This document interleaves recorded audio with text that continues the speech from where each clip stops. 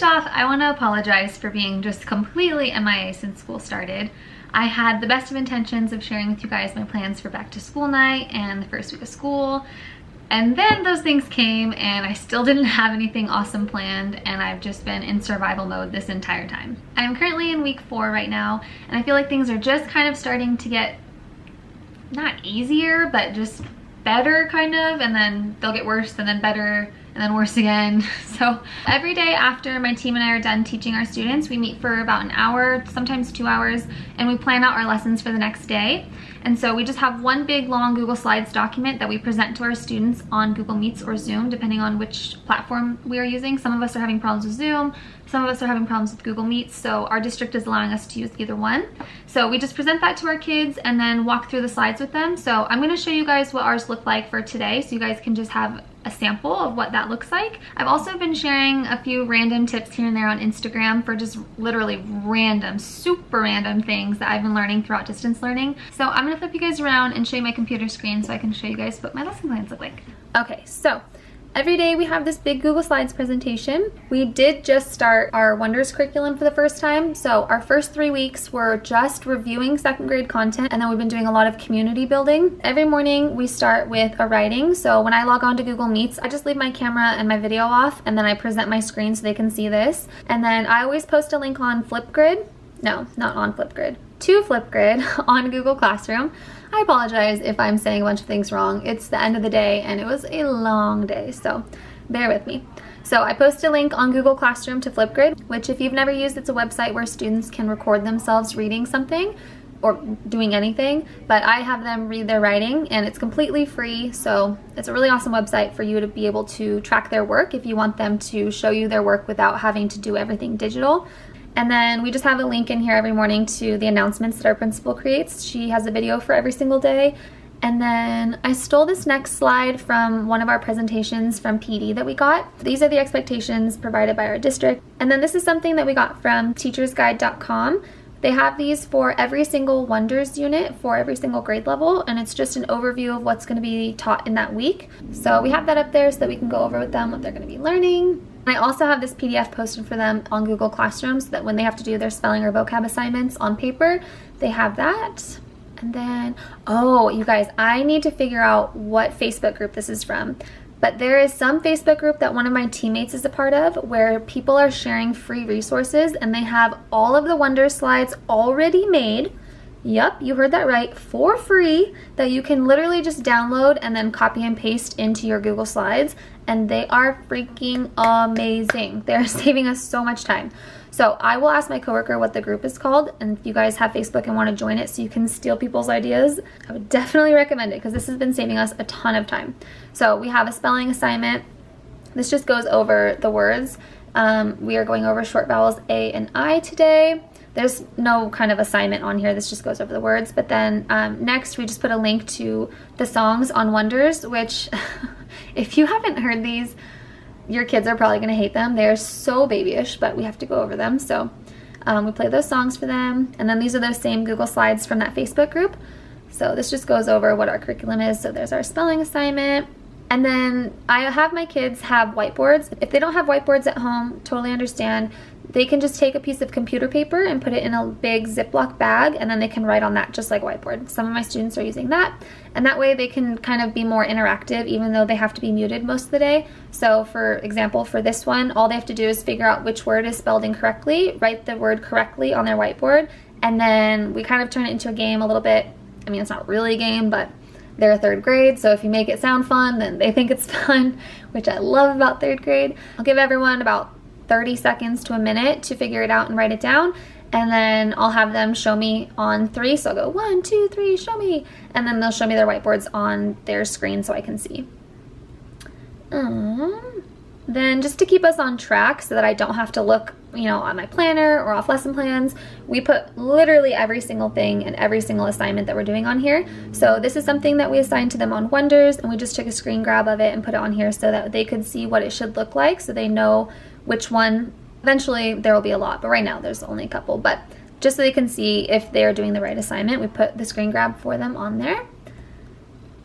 Same thing here. This is a Wonders game, so we just took a screen grab of it so that they could see what the game should look like. And then we have them go work on that. And then next, this is another one of those Facebook Google Slides. This isn't obviously an activity. There's nothing on here other than the words, but I'll have this displayed while they're doing their Frayer model, which is next, so that they can see the words. But again, that pencil paper that I showed you first is on Google Classroom if they need to refer to that for the words or the definitions. And then we just took a screen grab of the Frayer model that we wanted them to use. They just draw this on a piece of paper, and then they can do 1 vocab word on each side. We've been doing 2 or 3 a day, depending on how long it's taken them to do. And then if your students haven't learned what synonyms are yet, that's one thing that we're teaching them this week for grammar. So we included that so they'd have some practice. But you could also, instead of synonym, you could just have them write a sentence that used the word instead of that one.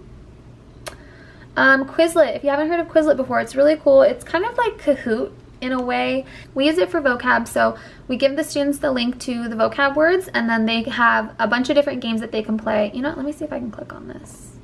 There we go. Okay, so when the students click on this, which they can't click on our slides, but we just put it in the chat box for them, they can use these as flashcards to study their words. So you click on it and it has the definition on the other side. They can also play a learning game. Okay, so they choose which word it is. They can do a writing game, so they'd have to write which word it is. Spelling game. Effort. They can do a test if they want to, but we didn't use that one. But what we're going to do tomorrow, actually, is we're going to play Quizlet Live. So if you've never played Quizlet Live before, let me show you. We're going to try individual. I've never done it like that, but I think that's the only way. I think that's the only way that it'll work online. I'll let you know how it goes. So basically, you just give the students this link, quizlet.live, and then they'll enter this code, and then it'll let them join. And when you do the teams way, it'll put them in teams based on animals, and then all of the people on that one team have to work together because the questions will all pop up on their screen, but only one of them has the correct answer. So I'm not really sure how to do this virtually. I've never done the individual game, so we're gonna try it tomorrow and see how it goes, but the kids really, really like this. And then it also, I can't show you right now because I'm not starting a game, but it gives them a leaderboard where each team has a line and it shows who's in the lead. And if they get a certain number of questions wrong, it moves them back to 0. So it's really fun for them to see who's in the lead, and then they get excited, and then it's like this really dramatic thing when a team gets sent back to the end, so, or the beginning. See, brain farts all day today, you guys. I'm sorry, bear with me. This is why I haven't shared yet, because I've just been so tired and out of it every day, but hang in there with me.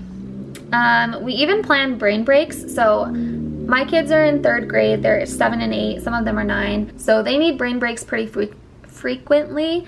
So I have a brain break scheduled in here, but I've told my kids, if you guys need a brain break, just let me know and we can take one. And we've been doing Go Noodle, but also they can take a pet break or a snack break or water break or whatever, and just step away from their computer for 5 minutes and come back. And we do it all together. That way nobody misses anything. But you know, their attention span is like 8 to 12 minutes. So trying to have them stay online from 8 to 1 every day is a challenge. So we take brain breaks frequently.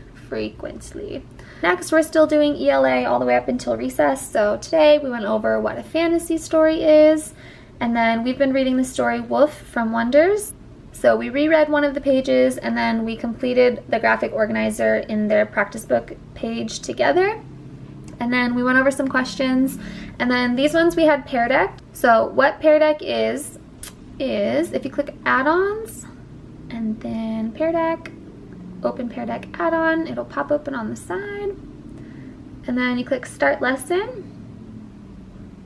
And then instructor paced activity means that the students can't go past where you're at. It'll show them the presentation on their screen, but they can't go forward or backwards, so they have to be where you're at. And then, oh, that's awkward, hello. Okay, so then you'll give students the link right here. I just put in the chat box of our Google Meet, and then they'll enter this code, and then they will be in the slide. And what that does is, I'm gonna go over to the slide that is Pear Decked. There we go. So any slide that you have Pear Decked, this is the one that we were just on my Google Slides. The kids will have a chance to click on the screen and they can type on it. There's other responses on there, but so far I've only used the text, so I'm not going to speak on the other ones because I don't know. but you can click on here and you can see their responses. I don't have any students attached, so obviously there's going to be no responses, but one thing that I'm curious about, this is the first time I'm using Pear Deck this year, I can't see which students are connected to my Pear Deck, and I can't see which students are responding. So I don't know if I'm doing something wrong or if that's just kind of part of Pear Deck. You just don't get to see that, but it's been a little bit frustrating because I have 23 students, and a lot of the times all 23 of them are connected, but then I'm only getting 10 responses or 12 responses, and I can't see who they're from, so I don't even know who's responding or who's not. And I had my kids put their name on it, but then of course, you know, some of them just don't. So if you have any suggestions for that on how to fix that, that would be super helpful.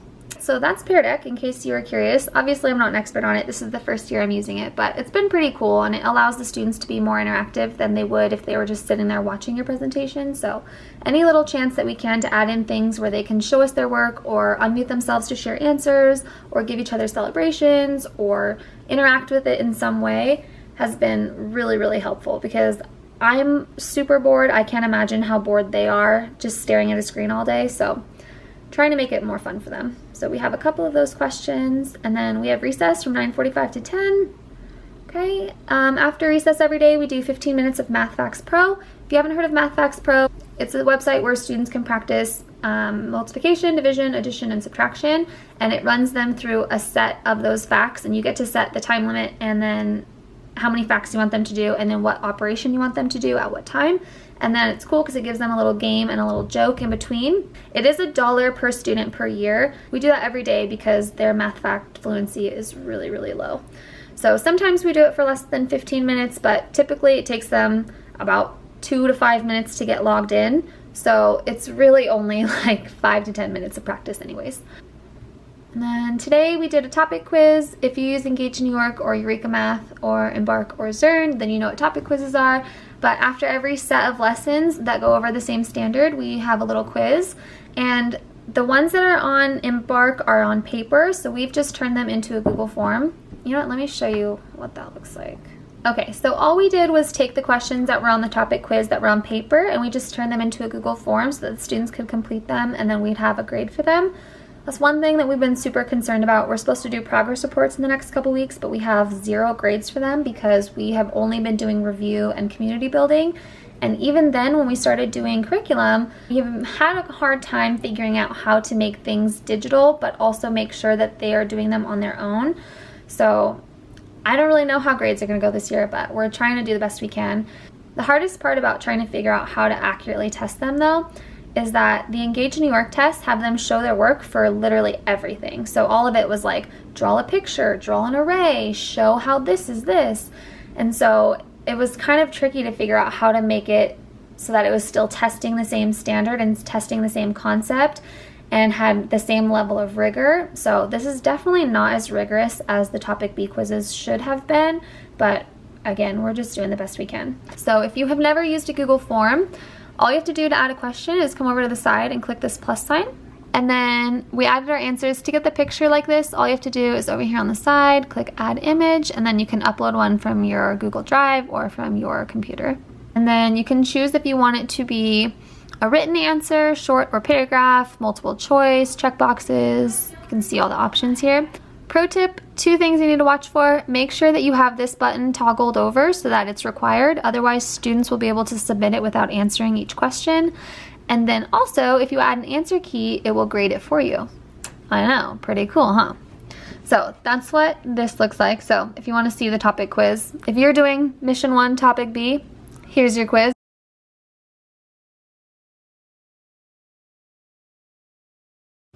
And then, oh, I forgot. Today was actually a flex day. So with Engage, we have built-in flex days for students to catch up on Zern and then to do the topic quizzes.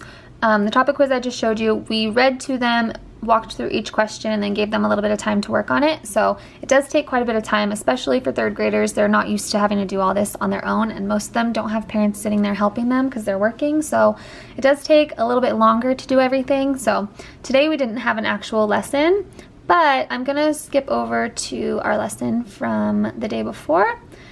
I want to share this with you guys because this has been so life-saving. If you use Engage New York or Eureka Math for your math curriculum and you haven't heard of Embark.online, It is this amazing website. It goes hand in hand with both of those and Zern, actually. They're kind of all the same thing. And on that Embark website, they have all these Google Slides that you can literally just download and copy and paste into your slides. They're already all done and they match your lesson plan to a T. So this is the one that we did for lesson 6, I believe. So all of these were just pre-created and we just copied and pasted them and followed them along with the students. So I'm just going to show you quickly so you can see what's included.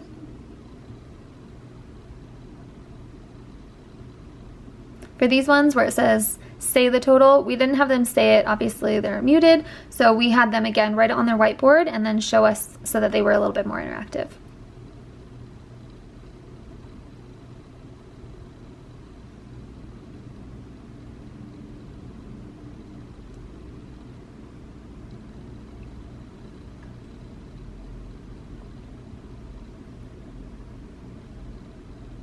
And then after we're done going through the lesson, then they go ahead and work on Zern, and we stay on the Google Meet just in case anyone needs help, but if they want to log off, they can. The only other thing that's not on here for math is the skip counting songs, and I didn't include them in the slide because my team hasn't taught them yet, but I've been teaching my kids these multiplication skip counting songs. These are from Latte Learning on TPT. Also, if you don't follow her on Instagram, she is hilarious and so cute and so funny, and shares so many helpful things, so you should go follow her. But this has been probably one of my favorite products that I've ever gotten on TPT because my kids absolutely love them and they help them master their multiplication facts amazingly. And especially during distance learning when it's kind of hard to make things really fun and engaging, at least in my opinion. I haven't figured it out super great yet.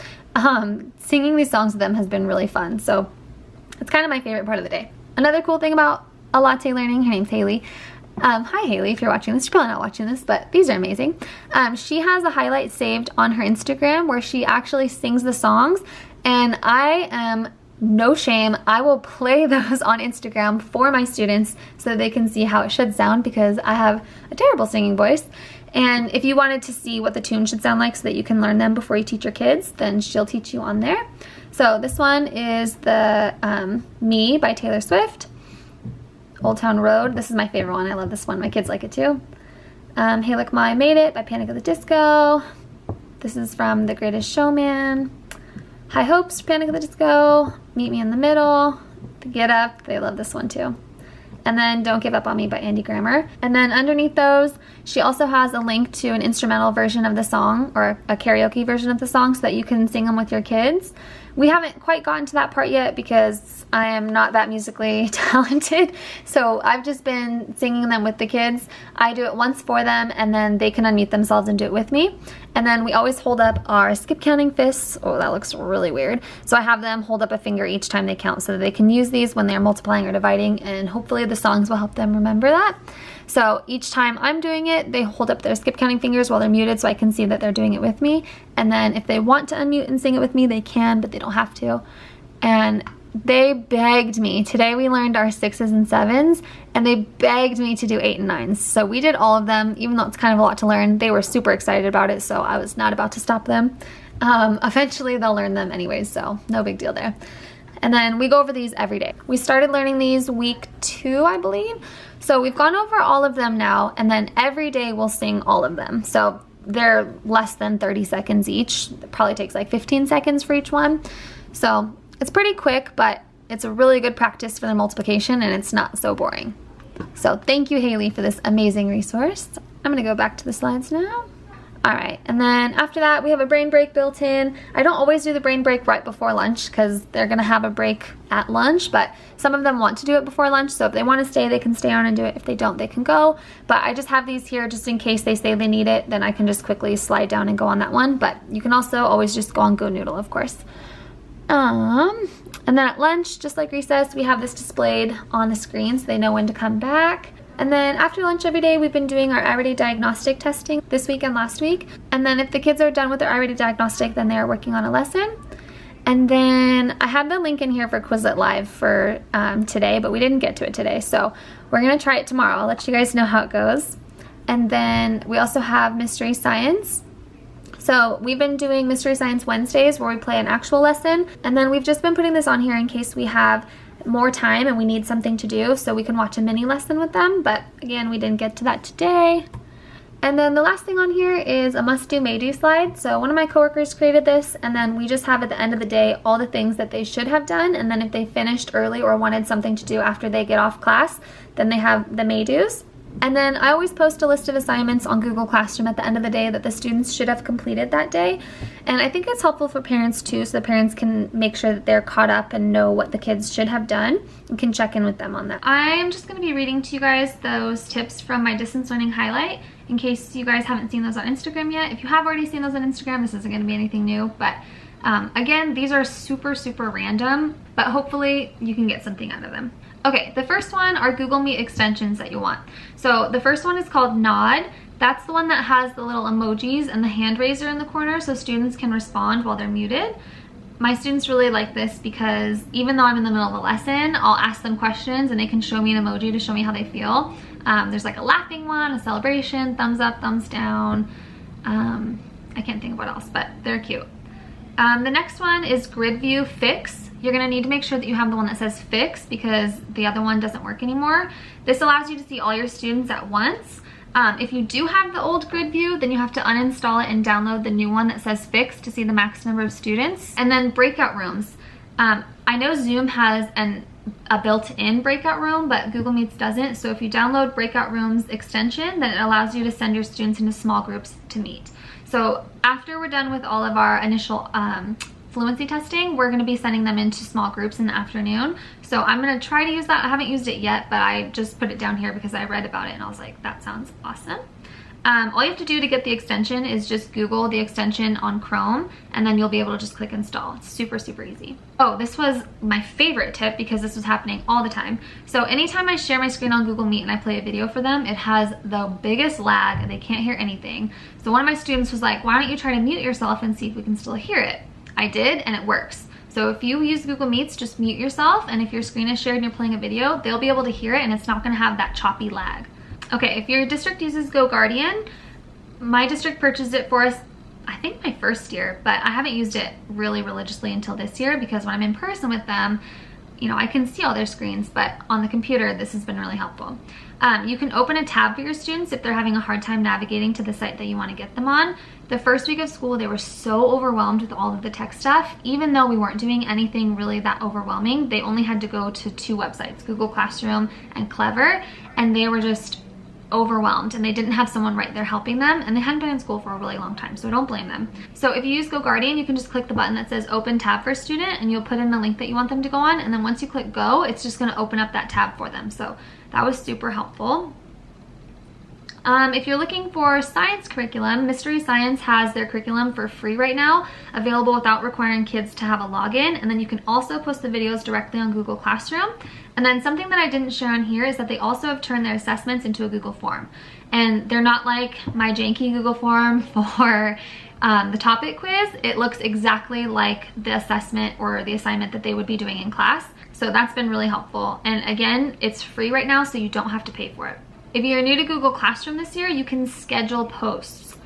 I don't know why I didn't know that before, but on the button where you go to click post, there's a little drop down arrow, and you click drop down and then schedule, and it'll allow you to schedule a date and a time. So when my team and I are planning together after school, instead of having to remember the next day what assignments to post in what order, I just schedule the posts, we schedule them together so that the next day it'll just automatically pop up.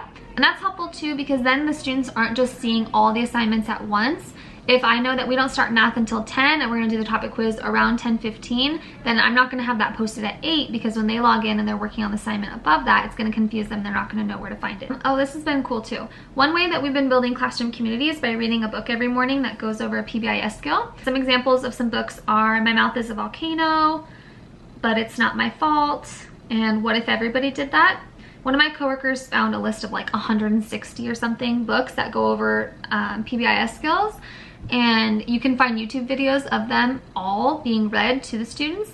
And then we have a class discussion by playing a Kahoot game based on the skill we're reading about. And there's a ton already pre-made. So sometimes I think like the My Mouth is a Volcano one had a ton of Kahoots already pre-made. But then the one that said, But It's Not My Fault, I couldn't find a Kahoot necessarily for that specific book, but the skill that it was working on was taking responsibility for your actions. And so I found one that was on taking responsibility, and it went over different examples with them. And the students got to choose if that was taking responsibility or not, or if that was a good choice, and so forth. So that's been really helpful, going over the PBI skills in a fun way and going over those community building and classroom expectations in a way that's not just me telling them what our rules are.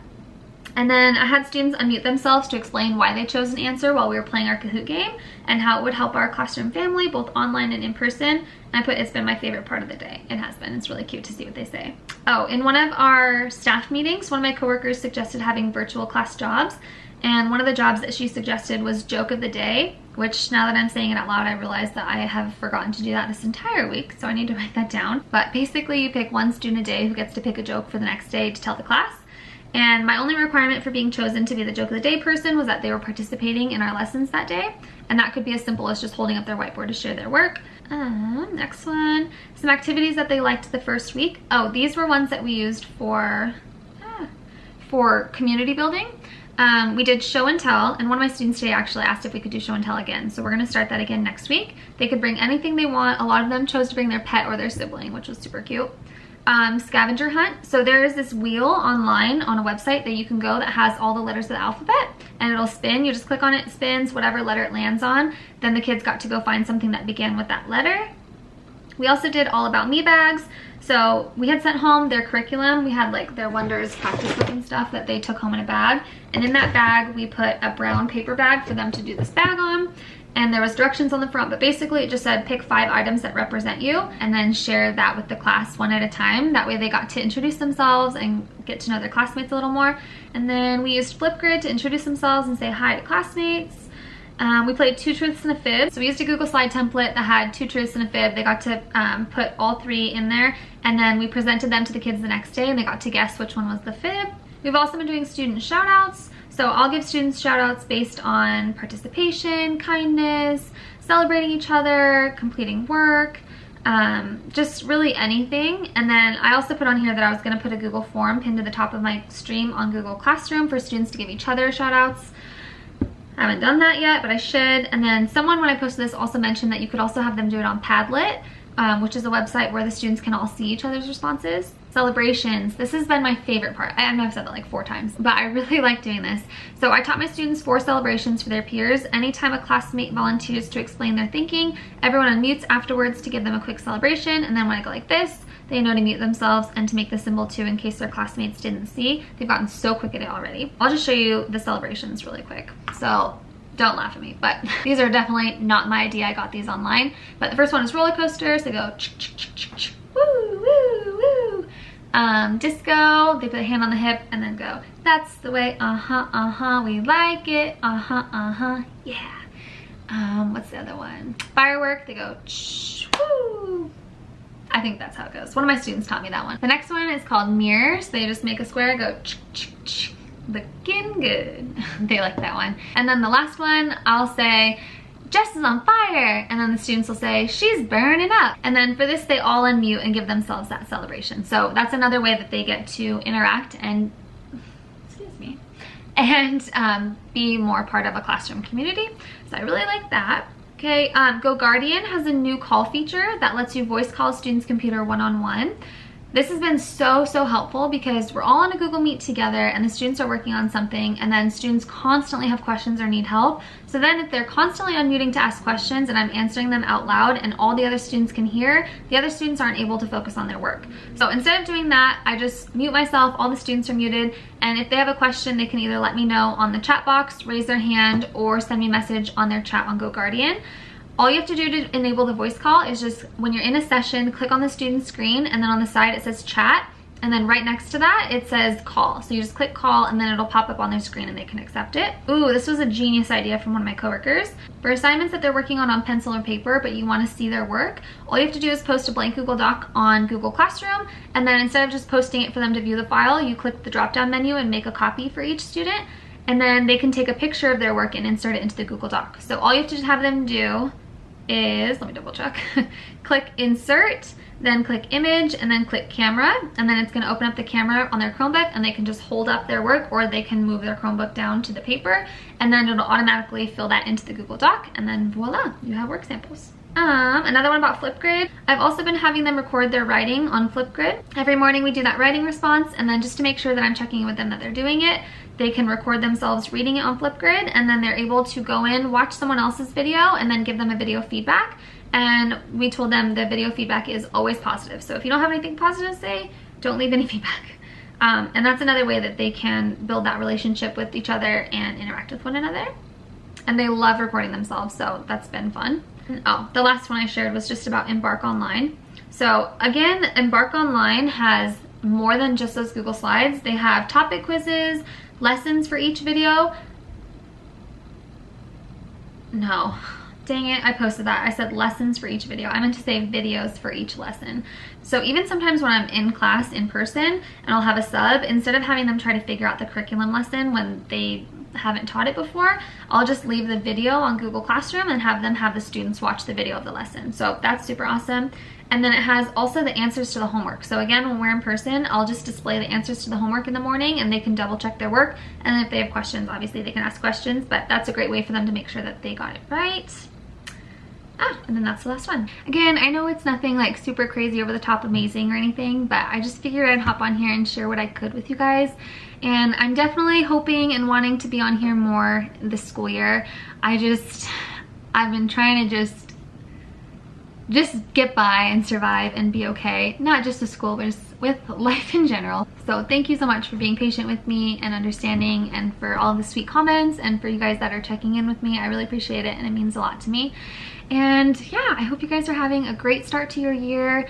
Fingers crossed that this gets easier, or that magically the virus goes away and we can go back to school and get back to the job that we love. Because this ish is hard. Hang in there. This will be over eventually. And at the very least, this gives us an appreciation for the job that we love. So that's it. I hope you guys have a great day, and I will see you guys hopefully soon for another video. Talk to you soon. Bye.